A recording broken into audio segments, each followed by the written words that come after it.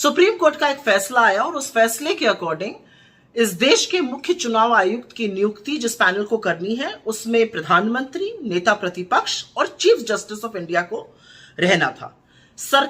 मोदी सरकार ने कानून लाकर चीफ जस्टिस ऑफ इंडिया को बाहर किया और मोदी जी के पसंदीदा मंत्री, प्रधानमंत्री के पसंदीदा मंत्री उसमें रहेंगे, प्रधानमंत्री खुद रहेंगे और नेता प्रतिपक्ष रहेंगे। इसके खिलाफ सुप्रीम कोर्ट में एक याचिका दायर हुई। सुप्रीम कोर्ट उस याचिका पर 19 तारीख को सुनवाई करने वाला था, लेकिन आनन फानन में सरकार ने समिति की बैठक बुलाई इस फैसले को करने के लिए। समिति की बैठक में राहुल गांधी जी जो नेता प्रतिपक्ष हैं, उन्होंने मुस्तैदी से कहा कि क्योंकि सुप्रीम कोर्ट इस मामले की सुनवाई करने जा रहा है, हमें उसका इंतजार करना चाहिए और इस बैठक को लंबित कर देना चाहिए, स्थगित कर देना चाहिए। लेकिन उनके सुझाव को नरेंद्र मोदी और अमित शाह ने खारिज कर दिया और आधी रात को ज्ञानेश कुमार को इस देश का मुख्य चुनाव आयुक्त नियुक्त कर दिया गया।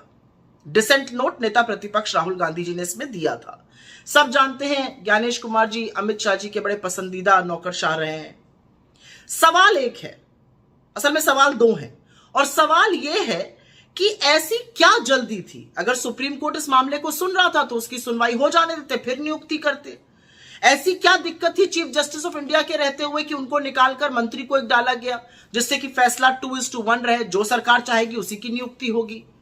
और तीसरी सबसे बड़ी बात यह है कि chief justice of India CBI director की नियुक्ति वाले पैनल में रहेगा, लेकिन चीफ इलेक्शन कमीशन या इलेक्शन कमीशन के पैनल में नहीं रहेगा।